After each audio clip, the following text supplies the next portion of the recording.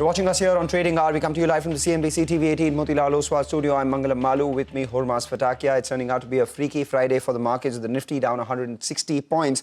The broader markets a lot more. Nifty is actually led lower by a lot of the frontline sectoral indices, be it, the Nifty Bank, which is down about 0.75%. We have the IT index, the FMCG index, and the auto index. The IT index actually is the only one which is holding mildly in the green right now. So over the last few trading sessions, we've seen some respite coming in on the IT pack, and that's supporting the Nifty, which is ensuring that it's not breaking that 25,300 mark after breaching it once. But all the other sectoral indices are taking it lower, and that means that we're below the 200-day moving average as well.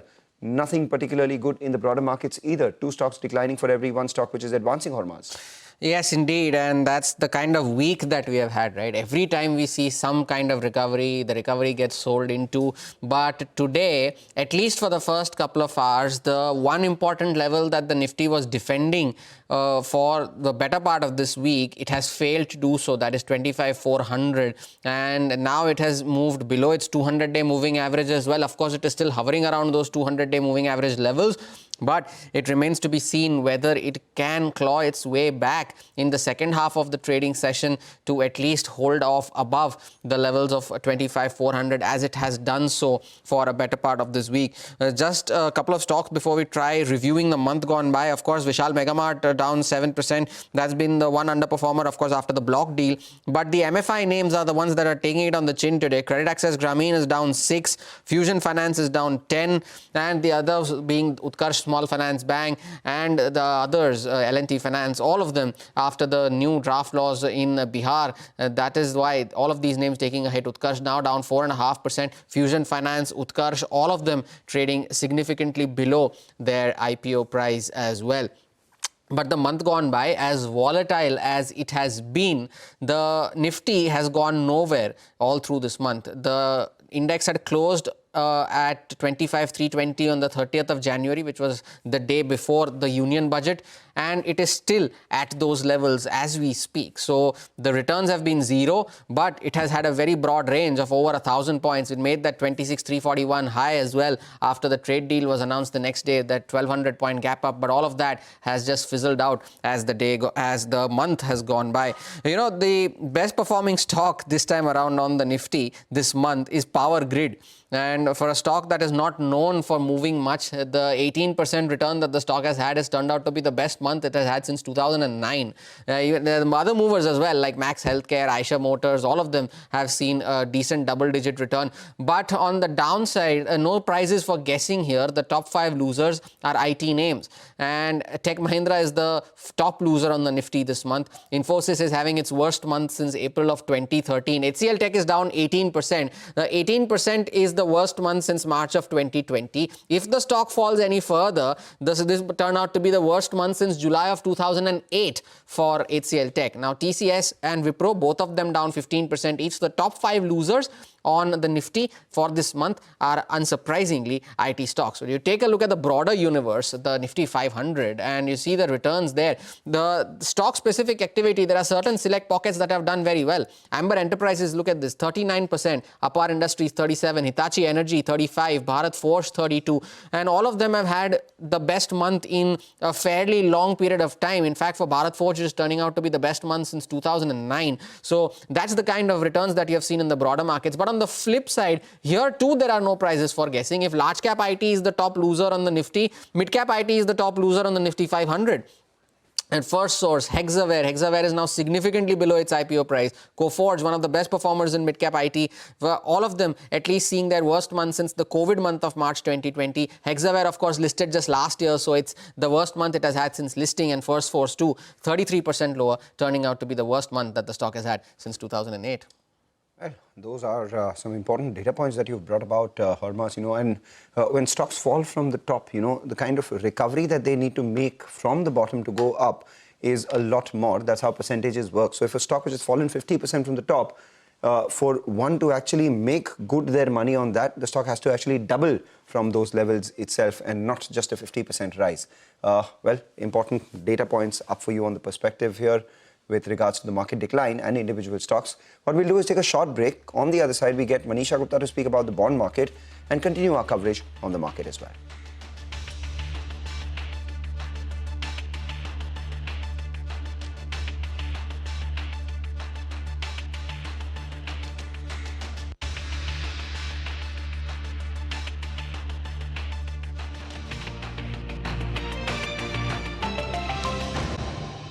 And India Bonds presents Bond Street. Welcome to Bond Street. Our guest for the day today is Alok Patel. He's Joint Managing Director at Namra Finance. Alok, hi, thank you so much for joining in. For the viewers who are meeting Namra Finance for the first time, what is it that the company does and who are the customers that you serve? So Namra Finance actually is part of the Arman Group, which is about 33 years old. Namra Finance is a subsidiary of Arman that specifically deals with microfinancing. So we are at least trying to serve the bottom of the pyramid, underserved customers in the, the credit ecosystem. And essentially we provide loans mainly to women to help their enterprise or start something new to help the households generate more income. So Namra itself is about 15 to 16 years old now. And we are located in about 11 states, 6 lakh customers, about 400 branches. So, yeah, that's... Alok, when you underwrite a borrower, what are those top 3 things that you must be confident about before you're disbursing? Yeah, so that's interesting. So we look at a lot of things, and we cannot treat these customers like a traditional bank would, right? So their paperwork is pretty light. If I was evaluating somebody else in urban areas, you would have salary slips and bank statements to make a decision. So the first thing that we typically look at is we try to get a good estimate around their cash flows and what occupation they have at a household level. So a lot of these households will have multiple sources of income. So we have on the street people that go and do that. So number one is that. The second thing we obviously look at is what is the household indebtedness, because there is a tendency for these customers to be over-levered, and you want to make sure that that doesn't happen. They can afford the EMIs along with all the other leverages that they have. And, the third part is, a lot of not just quantitative but qualitative factors. How are they placed in their communities? What is their lifestyle like? What are they going to use the money for? Obviously, credit bureaus is part of it. We don't just concentrate on credit bureau scores alone, but that is part of it. And we try to look at their track record and their history and form the best decision that we can.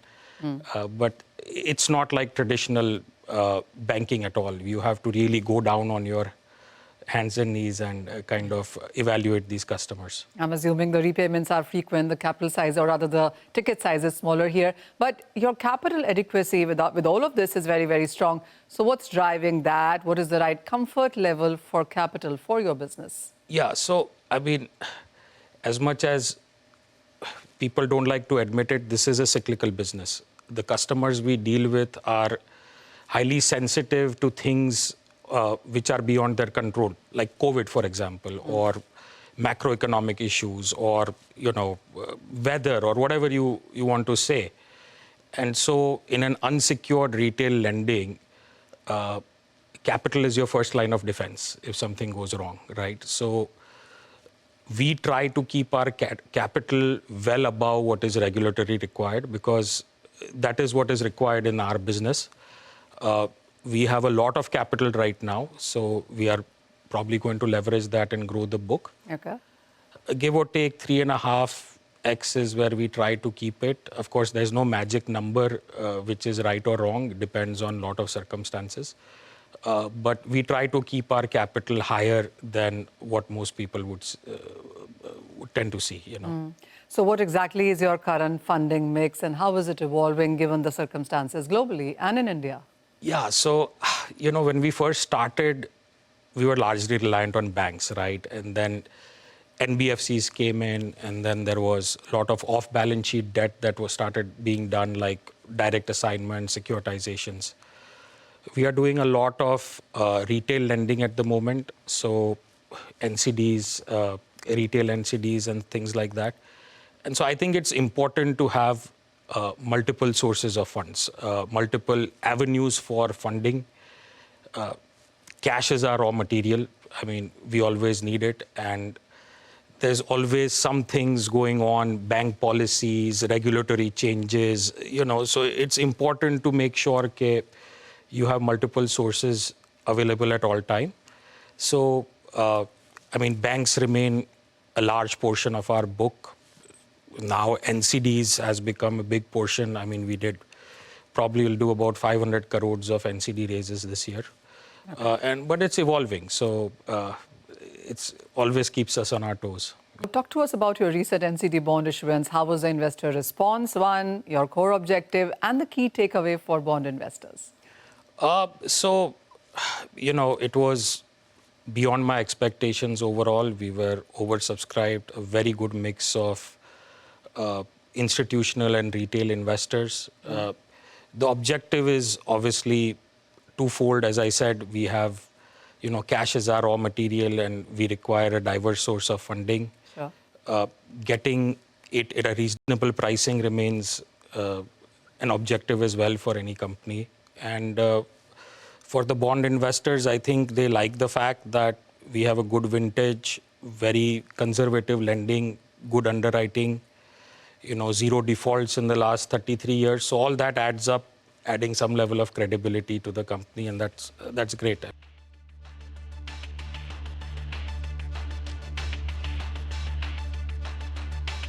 CNBC TV 18 and India Bonds presents Bond Street.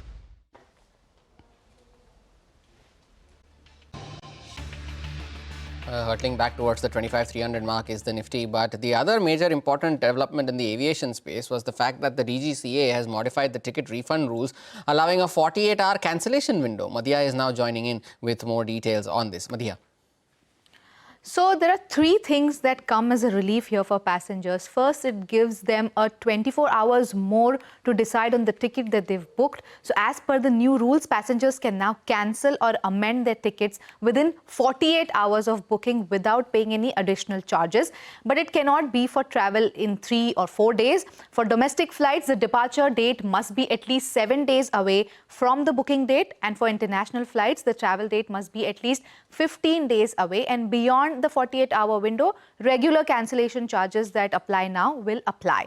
The second move, airlines cannot levy any additional charge for correcting the name of the same passenger if the mistake is flagged within 24 hours of booking. This applies to tickets booked directly through airline websites.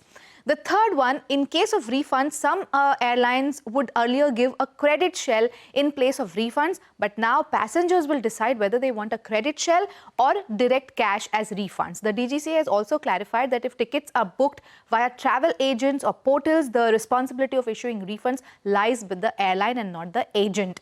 And refunds must be processed within 14 working days because we know there have been so many complaints against airlines for delayed refunds.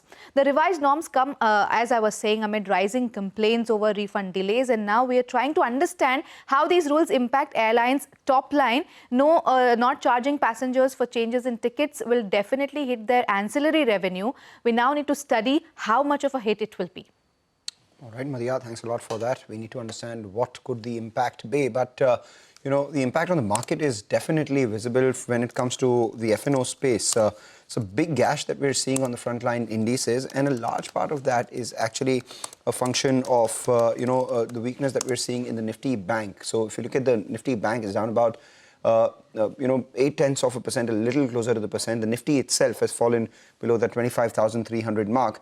And this despite the IT index not falling as much. So, the large part of the decline has been led by the Nifty Auto, Nifty Bank, Nifty, FMCG names. All of them have seen a big cut. And Reliance itself is down by about 0.4%. So where does Reliance go from here, which is still not falling as much as the frontline index and the IT index? How do they perform in the second half will be extremely crucial to track, because below the 25,300 mark, there's a fair amount of selling that is likely. Nifty's fallen below the 200-day moving average as well.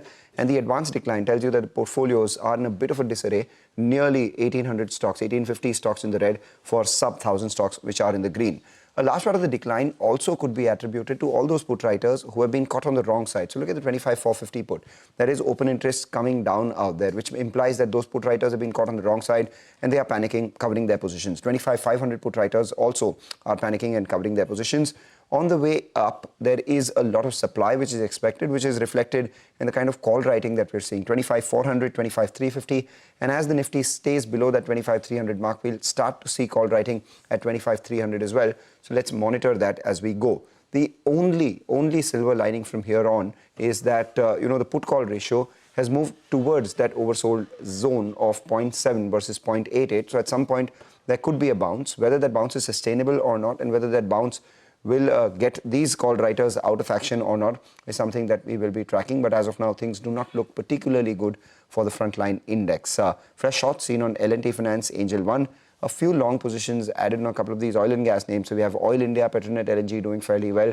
Dixon Tech as well. But remember, Dixon Tech is a stock which has seen a big correction from the top. So the ones which are gaining are the ones which have actually seen a big cut, and the ones which are losing are, the ones which have been consistently losing right now. And the Nifty Bank definitely stands out because 60,800 thereabouts was an important support zone. Now it's fallen below that. It's closer to 60,655 thereabouts with a cut of almost 0.8%. And as the day progresses, let's see how flows pan out as well, because it's turning out to be bad. Because, if you look at the trend of the frontline index, both the Nifty Bank as well as the Nifty, at any point on this Friday, had you made a short position, you would have been making money. So that chart looks a little, more bear-friendly than bull-friendly. It's a worrisome screen. We had mentioned those two support levels as Mangalam just highlighted, right? 25,400 on the Nifty, 6,800 on the Nifty Bank. It's below, both of them are below those levels now. 6,800 was one level that the Nifty Bank managed to defend for the last 3 days, actually all through this week. But today, for now at least, does not turn out to be that case. Take a short break. On the other side, continue our conversation on the markets with Dheeraj Sachdev, the CIO from Roha Ventures. Stay tuned.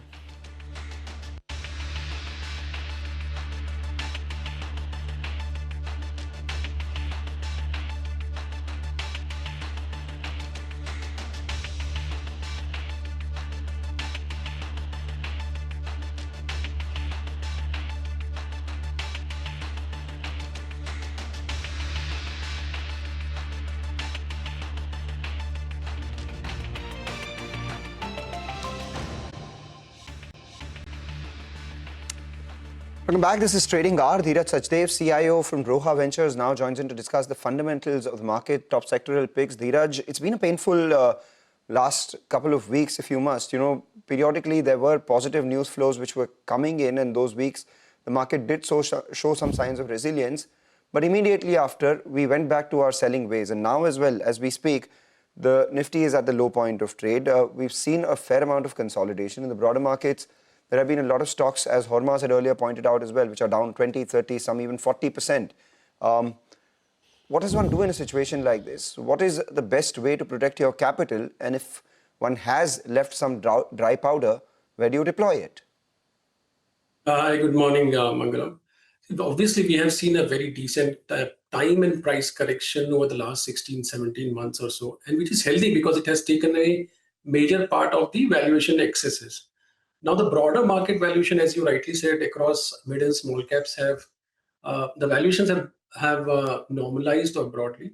And majority of the froth is over because 16, 17 months of loss of patience and retail investors panicking, obviously, that also creates an opportunities in several pockets as far as bottom-up stock picking is concerned.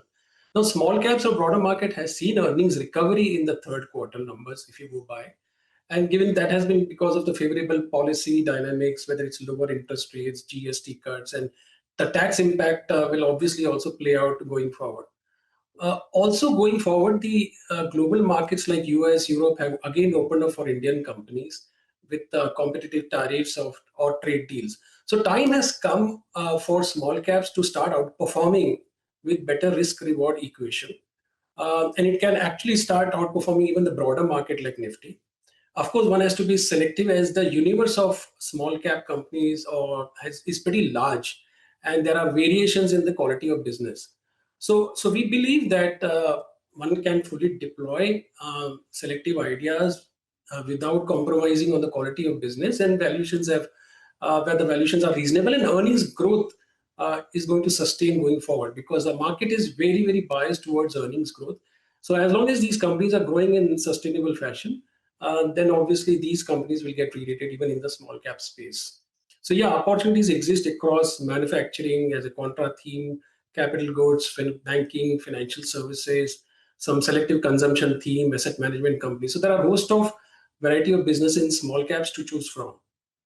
So where exactly, so you just mentioned that, will you break it down for us a little more, Dheeraj, within the small cap space, where does your preference lie, particularly from the names that you just highlighted? So almost we see opportunities in banking and financials. Obviously, when the most of the NPA problems or pain in the NPA quality is behind, even microfinance has started doing well. The risk control norms are in place. So there are many NBFCs, including banks, which are in the small cap category, where valuations reasonable. It could be a mix of both PSU and private banks. Asset management companies obviously offers operating leverage benefit if you are positive on the capital market with a stable SIP flow, and it's a fixed cost business, so the operating leverage plays out in the asset management companies. I think that is one area that we like. Autos, I think especially given the CV cycle, it is at the beginning of an upcycle. So several companies in the autos which are in the ancillary space offering to CVs, whether it is Axles or other companies in the CV space, are looking interesting, and that will also play out in terms of earnings growth over time. Consumption names, whether it is jewelry, digital music, value fashion, retail, alcohol, beverages, are where we are witnessing growth and reasonable valuations, and both are coexisting at this point of time. Manufacturing is a very long-term theme where we believe that the time has come for India's manufacturing to play out across a number of sectors, and of course with global competitive tariffs as well. So the capital goods companies or manufacturing companies where the capex is done and the earnings growth will play out over time are also selective opportunities in the small cap space. Right. What are the places which you believe are still in a void, despite the correction and despite the valuation correction? So, Mangal, there are always points of time where part of the market becomes expensive. We've seen that happening in the past, where sector or mini bubbles get created, whether it is EMS themes or defense themes or healthcare, hospital stocks.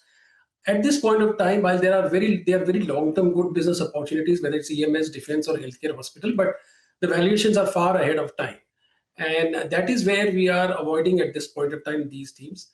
So these sector bubbles are one has to be careful about. We have seen that happening again in the earlier period, where defense or railways were the themes which went ahead of time, and in the last 2 years nothing has happened because the earnings are yet to catch up. So these are some of the selective spaces we avoid. We also avoid majority of IPOs which get too pricey or expensive from time to time, thanks to the investment banking community, where they price to perfection and they're more on the side of the managements than the investors. And a lot of these valuations don't go ahead of time. So a majority of, if not all IPOs which are very pricey, are also avoids from our perspective. Dheeraj, thank you so much for sparing time and joining us. Short but insightful conversation today. Looking forward to having you more often on the show. Take a short break. More on the markets on the other side. Stay tuned.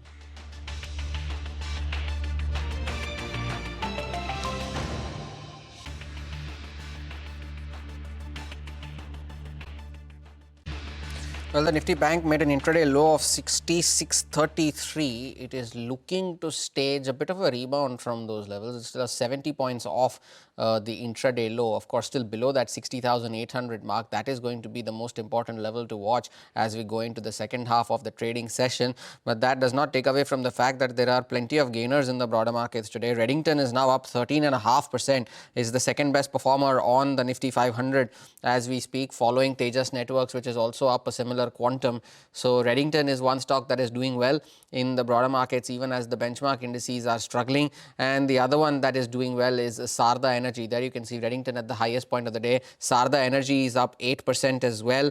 Phenolics Cables is doing well for itself. That's up 6%. So there are pockets of green in the broader markets. But the one stock that has moved to the lows of the day is Tata Communications. Now that stock is down 4%, is among the top losers on the Nifty 500. What has also also moved to the lows of the day is JK Tyre, that's down 4% as well, and Karur Vysya Bank, the smaller banks that were outperformers at the start of the week, they are now down to the lows of the day. JK Tyre down 4, Karur Vysya Bank also down 4% as well, all of them at the lowest point of the day. Also hurtling back towards its IPO price is Sagility. The stock was down around 5% in yesterday's session, no respite today, still down another 4%. So 38 now on Sagility, the IPO price being 30 rupees for the stock. Take a short break, back with more on the other side.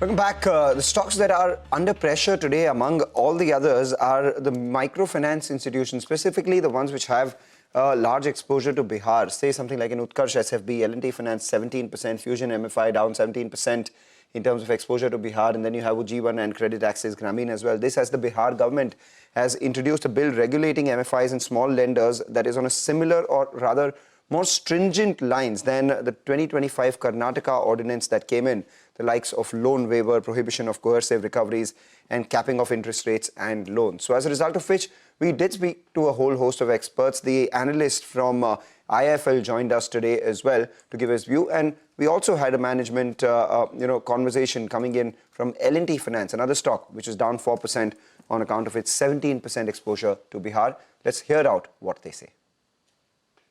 Unfortunately, the impact of this is that you have the regulated entities also that gets impacted, because on the ground level, it becomes difficult to make the distinction. There will be growth that will slow down.